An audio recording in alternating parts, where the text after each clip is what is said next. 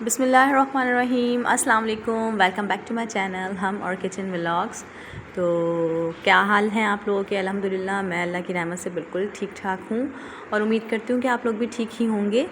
तो आज की जो मेरी 2 रेसिपीज़ हैं वो आलू के कटलेट्स हैं, जो कि बहुत ही फेवरेट रेसिपी है और मोस्टली हर घर में बन रही होती है। जब कुछ भी समझ में नहीं आता तो सब लोग यही बनाते हैं।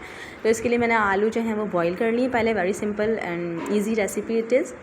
तो सबसे पहले मैंने आलू सारे बॉईल कर लिए। उसके बाद मैंने लाल मिर्च कुटी हुई, पिसी हुई, नमक, प्याज बिल्कुल बारीक चॉप करके डालनी है। धनिया पुदीना भी आपको इसमें जो है वो बहुत बारीक डालना है, ताकि जब आप इसके कबाब जो हैं उसकी टिकिया बनाएं तो वो अच्छी बने। एंड में जो है मैंने इसमें जो मसाला डाला है वो धनिया और ज़ीरा पिसा हुआ मैंने पहले भूना है, उसे फिर पीसा है, फिर पीस के उसको कूट लिया, तो वो डाल लिया है।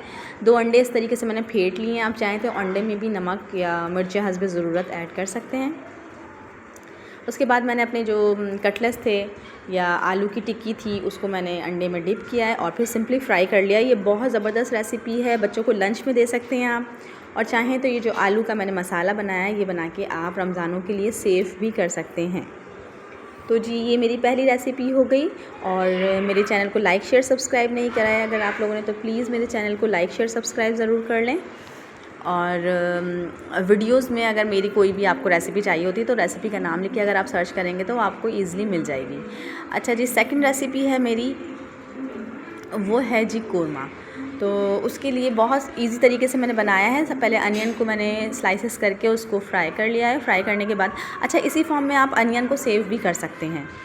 तो जी वो सेव करके मैंने रख दिया। अब ये जो बीच में रेसिपी आ गई, सारे फ्रूट्स जितने मेरे पास पड़े हुए थे मैंने सारे काट लिए थे। चीकू, केला और कीवी थे इसमें, और खरबूजा था।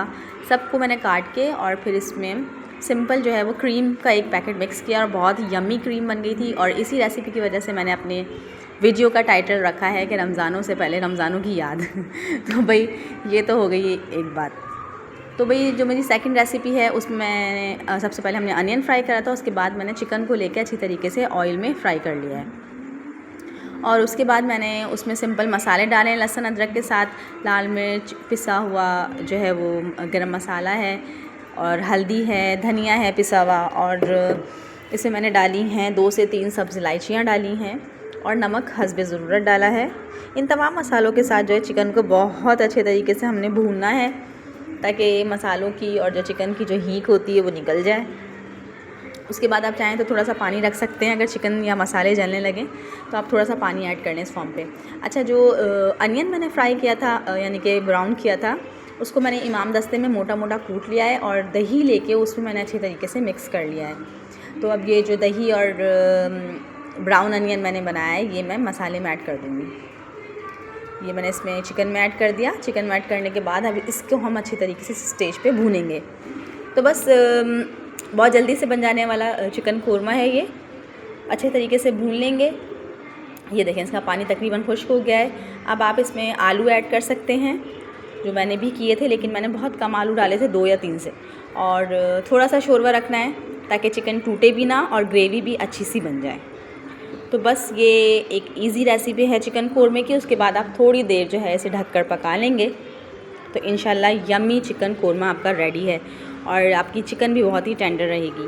तो दुआओं में याद रखिएगा, अपना ख्याल रखिएगा। अल्लाह हाफ़िज़।